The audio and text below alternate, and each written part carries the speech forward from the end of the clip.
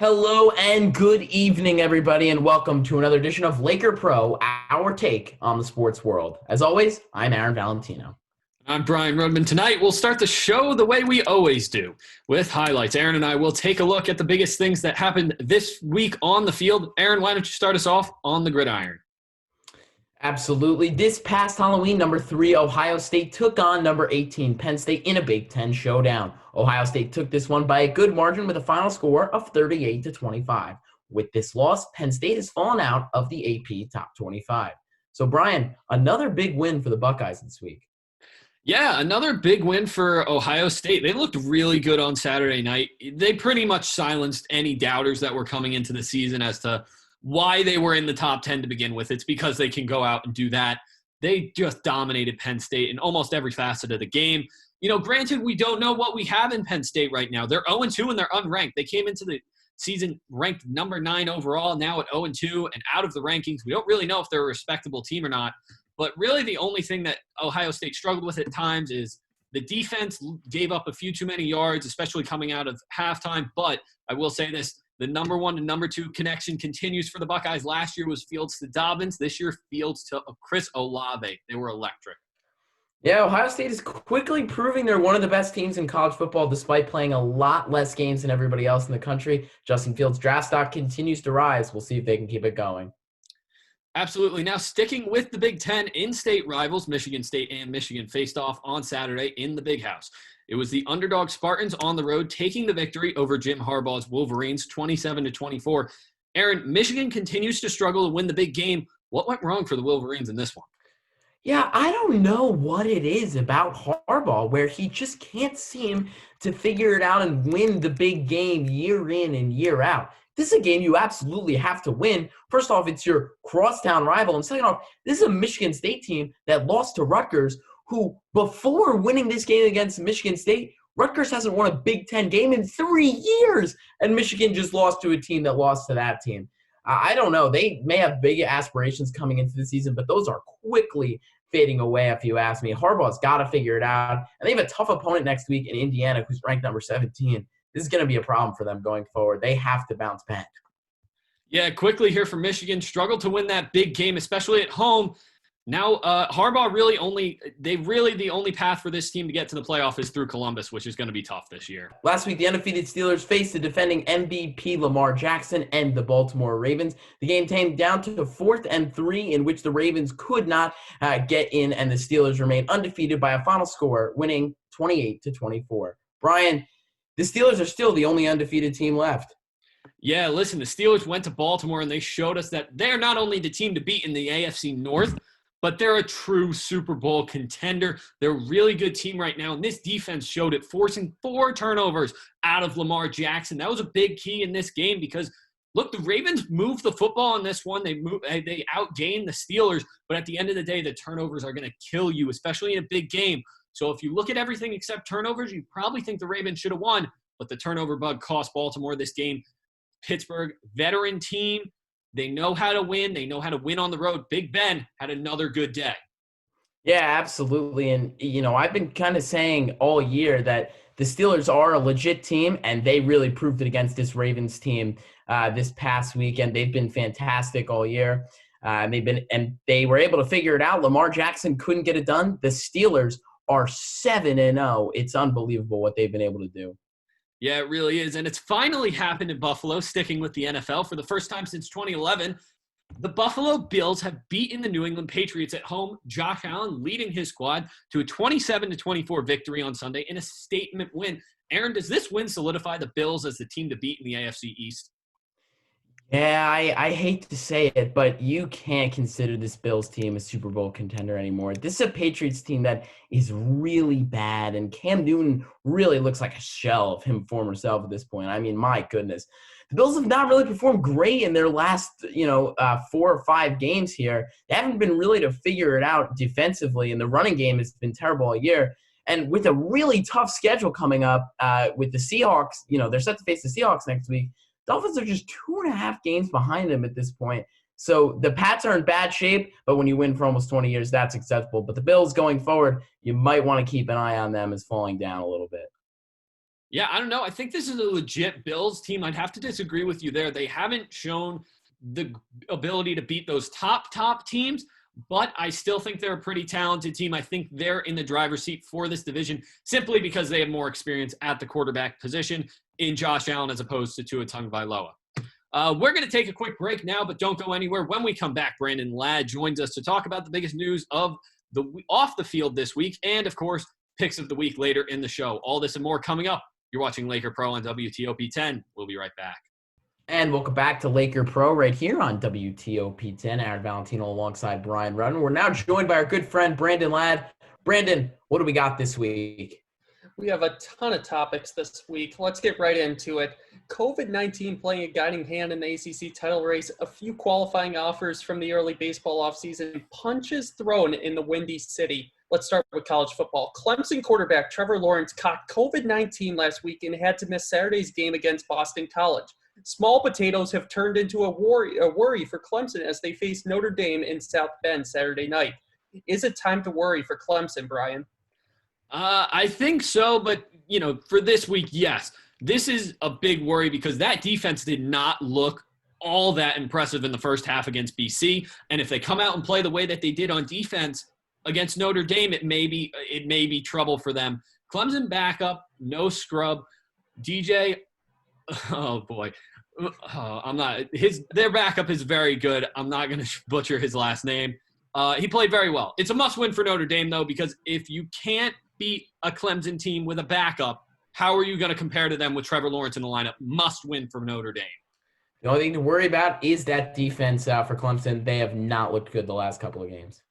They have not looked good. Moving on to the baseball offseason, the qualifying offer has been set at $18.9 million for the 2021 MLB season. It has been offered to 6 players. The 2 names getting the most attention with it is Marcus Stroman and DJ LeMahieu.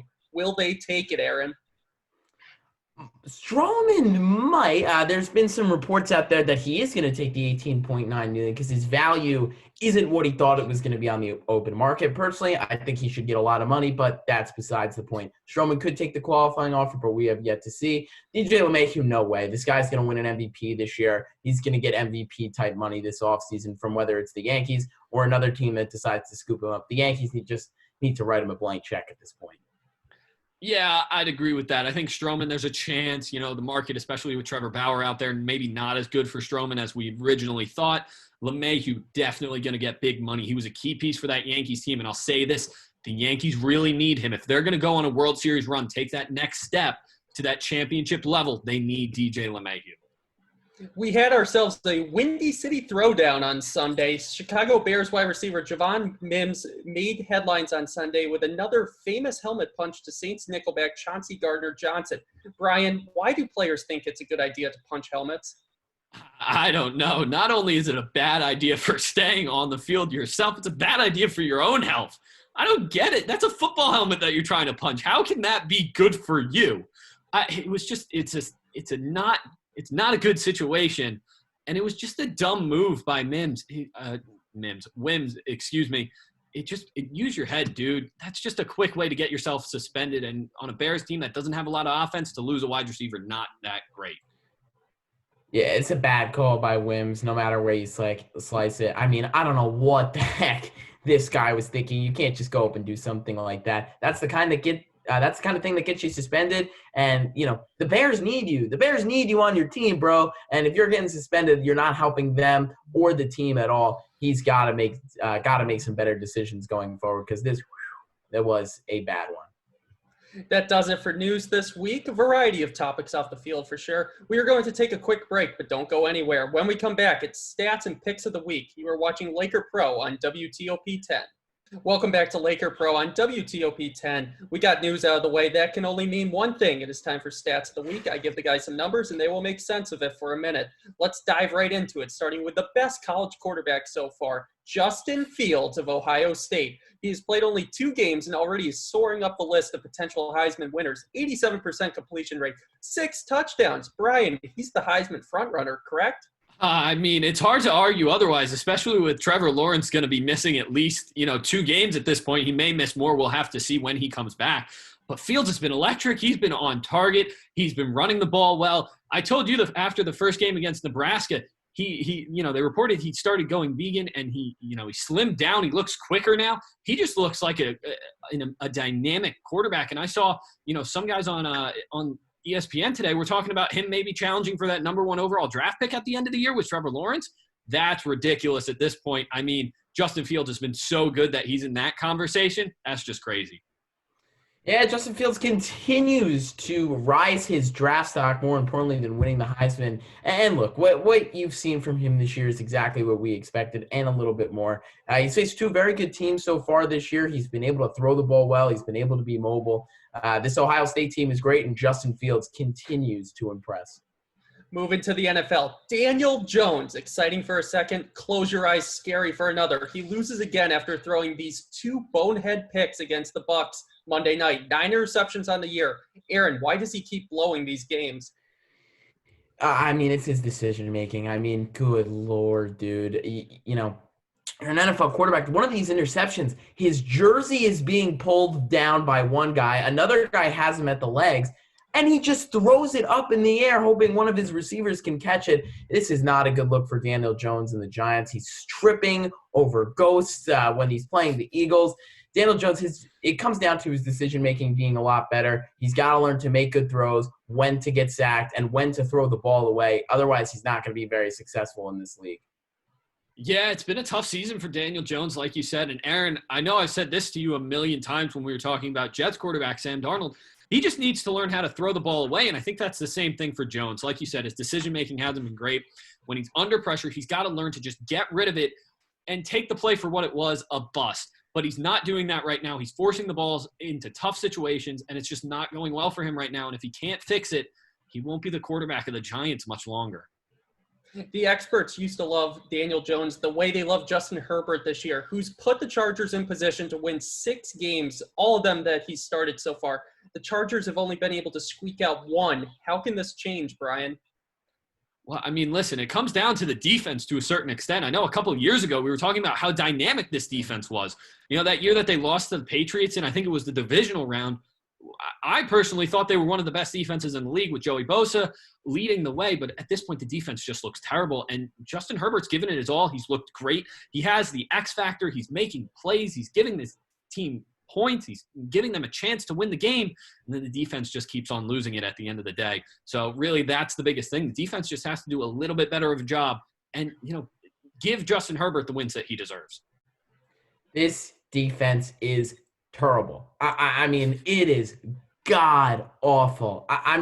This man, Justin Herbert, a lot like Joe Burrow, but even more to an extent, is doing everything on the football field to get his team the win. And this defense has blown it for him every single time. You have got to get your crap together because you look like a playoff team at certain points. I think only the Cowboys' defense is worse. Shifting away from numbers and moving on to our game picks for this week, we have 3 games, 2 NFL and 1 college. Let's get started with the college football matchup this Saturday night. Brian, primetime football. Some of the primetime matchups have kind of let down this year. Clemson going to South Bend against Notre Dame. Who wins? I still have Clemson winning this game even without Trevor Lawrence because I think someone that we're overlooking right now is Travis Etienne. Best running back in college football at this point, set the ACC record for rushing yards. He's electric. I have Clemson going up to South Bend and winning this game. I hate to say it. I'm going Notre Dame. I'm going with Ladd on this one, even though he hasn't made his pick yet. I think Notre Dame is going to be able to come out, play good defense. And this Clemson defense hasn't looked good. This offense for Notre Dame is nothing like they faced so far this year. Aaron, how did you know I was going to go with the upset? It is in my DNA, though. I am going to ride with Notre Dame up in South Bend. All signs are pointing towards them pulling off an upset. Clemson has never lost a game as the number 1 team in the country, though, during the regular season. Going to be interesting to watch out for. Aaron, who do you have in our first NFL matchup? Seahawks go to Buffalo to face the Buffalo Bills. You know what I'm going to say. Hashtag let Russ cook. The Bills haven't been that great the last couple of games. Russell Wilson is back on track to win the MVP. The Seahawks are worlds better than the Bills. I'm going Seahawks. Yeah, I'm going Seahawks too. I think you look at the Bills and they're a good team, not a great team because they haven't beaten another great team. They've struggled against the Chiefs. They struggled against the Titans. They haven't proved it to me. The Seahawks have. I got the Seahawks on the road in this one. Brian, the Bills aren't even a good team. They're mediocrity cloaked in a few wins. They're the same thing as the Cleveland Browns. Seahawks are going to blow them out. It's going to be one of those types of weekends up in Buffalo. Brian, last NFL pick here. Saints at Bucks. Saints got it done week 1. Can Brady get his revenge? I think he will. I think the Bucks are just a better team at this point. They're playing better football. I know they struggled a little bit against the Giants, but they're playing better football than the Saints. I hate to go against Breeze here, but I got Brady and the Bucks in this one. And Antonio Brown coming into that lineup, that's going to be scary. Listen, you know what? I can't pick for Tom Brady. I'm going with the Saints. They already beat him before. They're going to beat him again. Drew Brees is going to be good this week. Tom Brady, he's overrated. I'm going with Drew Brees and the Saints in this one. Tom Brady recently is putting an MVP campaign chasing Russell Wilson, who's slowing down a little bit. It's true, Aaron. I'm riding with the Bucks. The Saints, they're a little washed up. Drew Brees, I think, can't get it done the way he is. The Bucks are going to win. We will see how we do with our picks this weekend, though. The battle for top dog is tight. With only 2 more weeks of shows to go, we are going to take a quick break. Don't go anywhere. Lakers Showdown is coming up next. Who will win this week? Stay tuned. Welcome back to Laker Pro on WTOP 10. It is time for the most exciting segment of the show, Laker Showdown. Who's going to get the win this week? Aaron and Brian are tied 2-2 on the season when it comes to the debate. Aaron, you always say Game 5 is the most important in any best-of-7 series, starting with the NFL.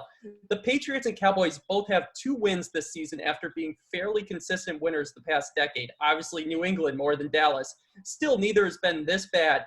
Aaron, who is setting up for the more miserable 2021? I gotta be honest. I think it's going to be the Cowboys for a couple different reasons. We've been told for the past couple of years that this is it. This is the year that the Cowboys are going to be as good as they are. They're going to go 15-1. They're going to go 13-3. They're going to run away with the NFCs. Dak Prescott is legit. And it hasn't happened every single year. A lot of people thought Jason Garrett was the problem. Maybe it wasn't Jason Garrett. This defense, we have no idea what they are. They're supposed to be good. You look at them on paper. Yeah, this defense looks pretty good, and they've been one of the worst in the league this year by far. Mike McCarthy has been god-awful for them. He just looks like a blob over there on the sidelines. It doesn't look like this team has an identity whatsoever. They're set up for the more miserable 2021, in my opinion. I just don't know what else they could do. This defense looks good, it feels good, and then it isn't good out on the field. They're letting up 36 points a game. I don't know what they could do to fix it at this point, even if they have the number 5 pick in the draft and draft the You want to know why this team doesn't have an identity? It's because they're on their 4th quarterback.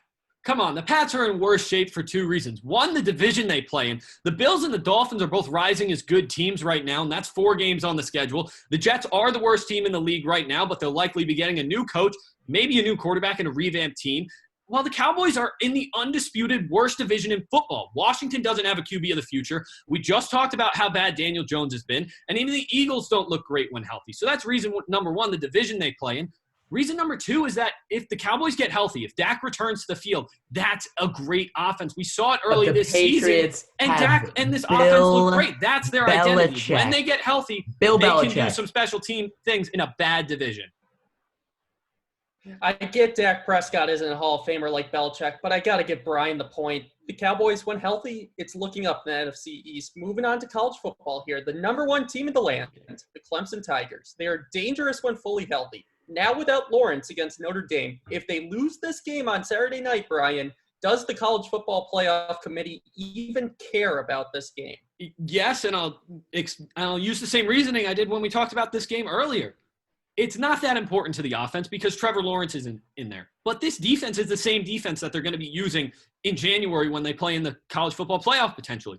And if they look as bad as they did in the first half against BC, that's going to be a really bad mark on this Clemson team. And it's not just will they make the playoffs, because even if they lose this game by a large margin, I think the playoff committee will give them a pass in terms of getting into the playoff.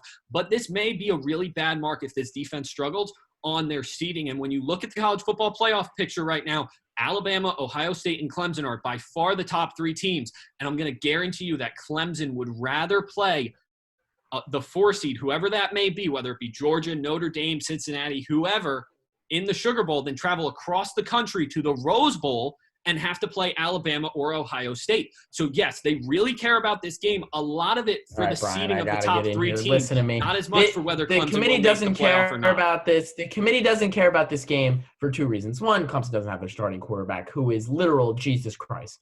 So that's one. 2, the ACC championship completely makes this game mute. These are going to be the 2 teams that meet in the ACC championship. So whoever wins that game, if Notre Dame wins this game and Clemson wins the ACC championship, Clemson gets into the college football playoff, and Notre Dame probably does too.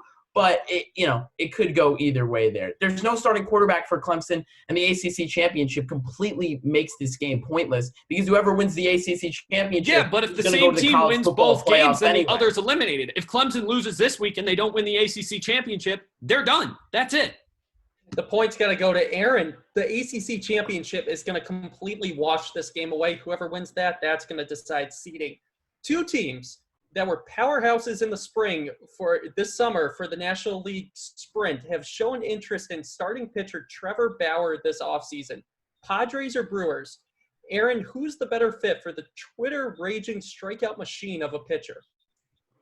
I got to say it's the Braves for a couple different reasons. The Braves, they've needed starting pitching for a while now, and we've seen them kind of build their rotation from the minor leagues. If they can bring in a guaranteed ace along with Mike Soroka and Max Fried, that is a great building block of a rotation. You can figure out the other 2 pretty much year in and year out from forward. But if you have a guaranteed ace like that, I mean, you're pretty much set for the next couple of years, depending on how long they're going to send him to. Plus, in my opinion, the Braves are a dynasty in the making. You look at the players they have on this roster right now. Freddie Freeman is the veteran leader. Ronald Acuna Jr., in my opinion, is the top 5 player in the game. Ozzie Albies is, really coming up the board as one of the best second basemen in baseball. Dansby Swanson is a defensive wizard. This team just makes all the sense. The Braves are going to be able to pay Bauer exactly what he wants. He's going to get into a pretty decent-sized market, if you ask me, and he's going to be the ace of a team that is looking to win the World Series, not only next year, but for years and years to come. This team is young. This team is good. This team has the resources to be able to help him out. All right, now I'm going to match your reason and give you another one. First of all, the Padres are in a very similar situation with Fernando Tatis and Manny Machado and that really talented team. The Padres were a better team in the regular season this year than the Braves, and one of the reasons that they struggled against the Dodgers as much as they did is because they didn't have Clevenger or Lamet. Also, right now, ESPN Plus latest rankings of farm systems has the Padres as the 2nd best farm system in the league. Great foundation and a great defense that would be behind Bauer. And also, this is just the right personality fit. We've seen this guy Bauer loud and funny and taking to Twitter. This is Slam Diego. This is the place where they ignore the unwritten rules of baseball. For a guy like Trevor Bauer, who goes out, has fun, doesn't care who he upsets. That's exactly what Acuna Albies are. And the winner is Aaron. Personality is a mute point. Both teams have that. If he goes to the Braves, he's competing for the World Series. If he goes to the Padres, he's just going to be a wild card team with the Dodgers. Aaron Valentino is our winner this week. Boom, baby. Let's go 3-2 on the season. I don't know if I agree with that. Personality is a moot point, especially for Trevor Bauer, but I get it. That's all the time we have for tonight. Be sure to tune in next week as we'll go over everything from the big Clemson Notre Dame game to updates from MLB free agency. Should be a good show. You're not going to want to miss it. But for now, we'll say goodnight for Aaron Valentino, Brandon Ladd, everyone here at WTOP 10. I'm Brian Rudman. Thank you for watching and have a great night.